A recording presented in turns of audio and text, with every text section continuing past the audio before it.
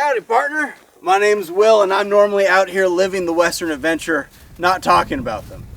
But my next video about planting this year's crops on my frontier homestead isn't quite ready yet, so I thought it'd be fun to talk about Westerns. Now, I can't decide if I want to title this the 7 most forgotten Westerns or the 7 most underrated Westerns, but regardless, here's 7 Westerns that deserve a lot more love than what they get. And you can trust me, I love Westerns. Westerns are my favorite genre of film. I like stories of rugged, blue-collar men trying to get a job done. Westerns often feature stories of rugged individualism, moral justice, civilization over wilderness, honor and duty. This was a time when men were men and the women were proud of it. And Westerns are one of the only genres where competence is front and center. Men and women who can handle themselves physically, ride horses, shoot guns, chop wood.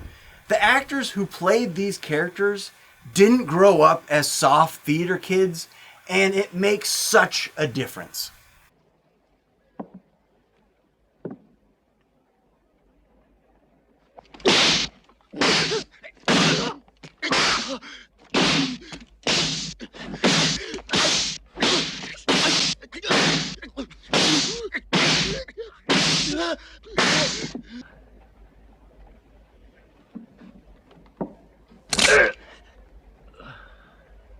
Why don't you join us?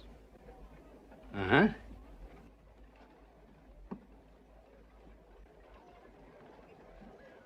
The movies that I'll be talking about in this video are in no particular order, but if you're only going to go back and watch one movie, do yourself a favor and watch The Big Trail. In this film, John Wayne, in his first big acting role, joins a wagon train headed west along the Oregon Trail. Along the way, he's hunting down the man who murdered his friend. But that's the least interesting thing about this movie. What makes this film amazing is the scope and the realness of it. This film used thousands of extras, livestock, real cowboys. 200 original wagons from the 1800s are being pulled along the actual Oregon Trail. When you see wagons being lowered off a 350-foot cliff with ropes, they're actually doing it. When you see them do a river crossing, they're actually doing it and their lives are at risk.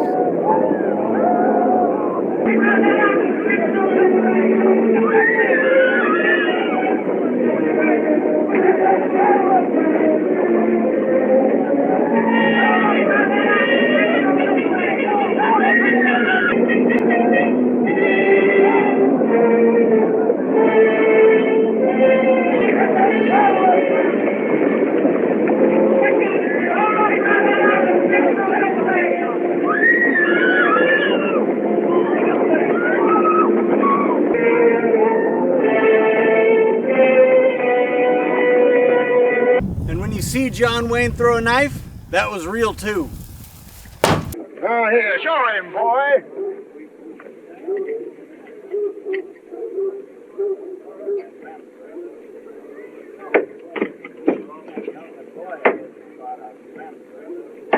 Bless now, wild heart!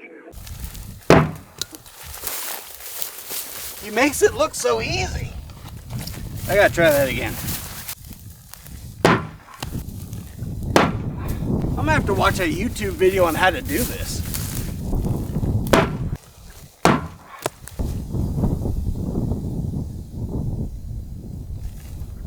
Oh!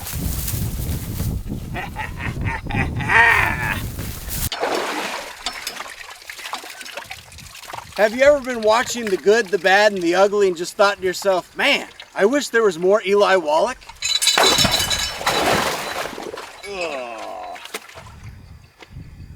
Whoop, my rope. Uh-oh.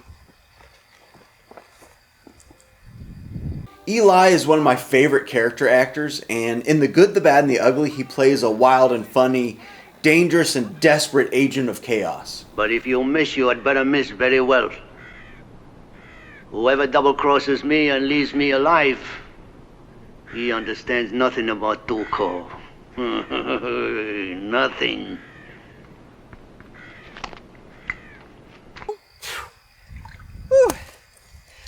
Well, what if I told you there was another Western starring Eli Wallach, where he plays almost the same character? Ace High is a spaghetti Western starring Eli Wallach about an old outlaw's revenge, which turns into a strange buddy journey across a corrupt and violent frontier. In some ways, it's a poor man's version of The Good, the Bad, and the Ugly, but it's a tough movie to describe. If you don't like Italian Westerns, then you probably won't like it, but it's not as bleak as others. I think it's pretty fun.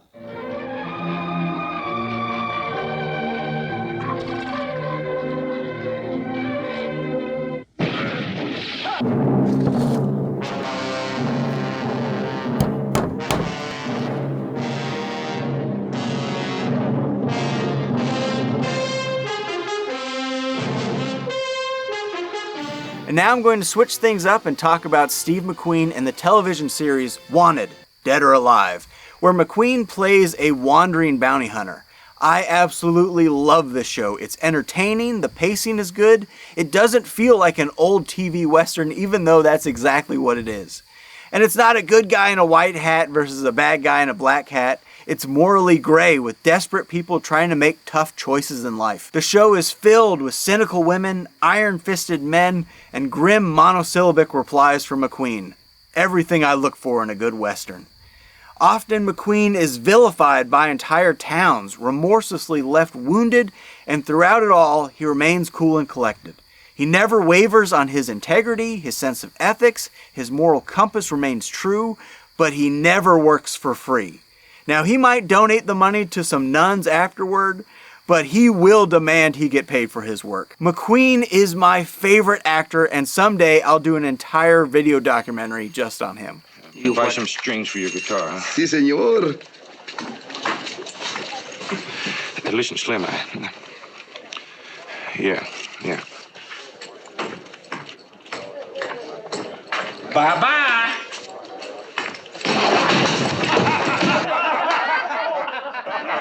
Now, I am a massive Steve McQueen fan. I own all of his movies, his television shows, his made-for-TV movies, over a dozen biographies about him, and I've even written a book about Steve myself. This is Steve McQueen, the actor and his craft. This was published probably 10 years ago. It took me 7 years to write, and it is one of my most proudest achievements. It's not perfect. There's a few spelling mistakes in there, but I really am proud of it. It's still available on Amazon if you'd like to check it out. And boy, I could talk about Steve McQueen for hours.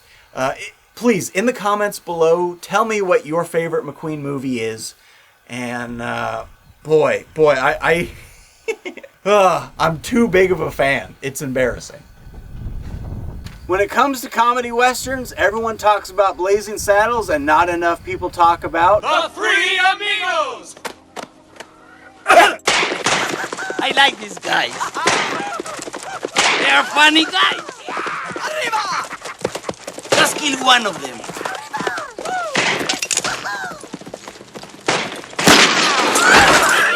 Do yourself a favor, pop some popcorn, get the family together, and sit down to this movie. It's a play on the Seven Samurai and the Magnificent Seven, except that the legendary heroes in this film are fake. They're silent movie actors who think they're going to do a show in Mexico, but are actually going to a village to fight the infamous El Guapo. What does that mean? Infamous. Oh, Dusty. Infamous is when you're more than famous. This man, El Guapo, is not just famous, he's infamous. 100,000 pesos to do a personal appearance with this guy El Guapo, who is probably the biggest actor to ever come out of Mexico. Wow, the infamous? Infamous? The legendary actors in this movie have perfect chemistry, which is at the core of the film, but I also love the secondary characters. They're an absolute treasure. Despite this being a comedy, the movie went to great lengths to make a period-correct film. It's an absolute joy, and I find it endlessly entertaining and quotable. Let me see that. Come on.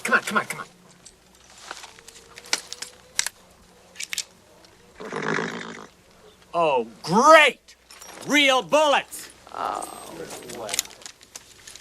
I'll keep Now for a cowboy story of cowboys doing cowboy things.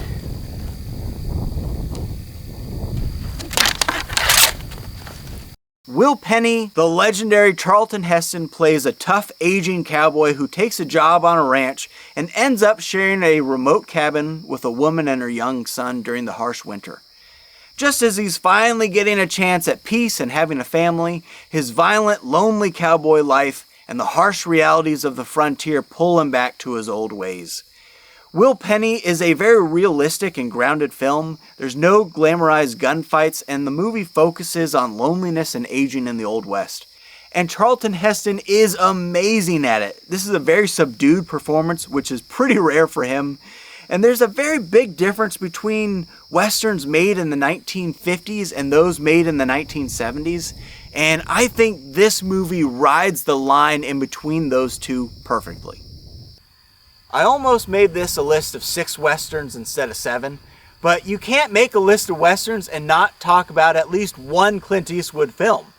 Now, none of his westerns are forgotten, but I think he's made so many legendary films that there is one western that is not talked about enough, and that's Hang 'em High. In this film, 9 people hang Clint for a crime he didn't commit, and in it, 9 people are going to die one by one for not finishing the job. A classic Eastwood Western with a lot of long stares and few words spoken. It's an Americanized version of an Italian Western set in Oklahoma where I live, and what makes this Western special to me is it was probably the first Western I ever saw. When I was in maybe 3rd grade, I watched it with my dad one weekend at a time when I'd probably only ever watched Disney movies. So, yeah, this one stuck with me. When you hang a man, you better look at him. No.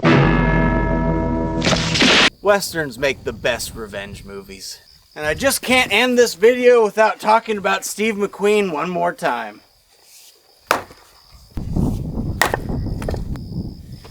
You're embarrassing me, Log. Come on. There we go. Tom Horn is a legendary gunman who helped tame the Wild West, only to do too good of a job and outlive his purpose. The era of rugged individualism was fading, and what once defined the frontier had now become a liability in the modern world. Most westerns are about a legend being made. Tom Horn is about what happens when the legend is already over and the world just hasn't buried him yet. Who's Geronimo next to Jim Corbett? Geronimo's a man so great that Corbett there'd have to stand on his mother's shoulders to kiss his ass. What's your name? Tom Horn. I don't know where you come from, Tom, but the manners that you rhyme with are just awful. I'm trying to imagine how you could make such a reference to the mother of the future heavyweight champion of the world. Well, you ain't champion yet. Besides, you're acting kind of like an asshole. Before we start this fight, I just want to ask you one question. Is it about my mother? No, I said enough about her. If I win this fight, am I the champion of the world? You're not big enough. Well, then what are you picking on a little fellow like me for? You get in a fight in a public bar, they'll discredit you from the fight profession. I'm going to save you from that. Tom Horn was filmed in the final year of Steve McQueen's life and stands as one of his last performances, made while he was terminally ill with mesothelioma. I think it's one of his best performances. In every scene, you can see an entire lifetime of experience behind his eyes, and it really brings Tom Horn to life. Keep your nerves in, because I'm going to keep mine. Tom Horn was my favorite Western for a long, long time. It might still be, but it's hard to pick just one. There have been so many Westerns made. I'm always looking for ones I've never seen before. If you know of any hidden gems, put them in the comments below. Tell me why you love it, and let's just talk about Westerns. But that's it for this video. Remember, check your boots for snakes, and give all glory to God.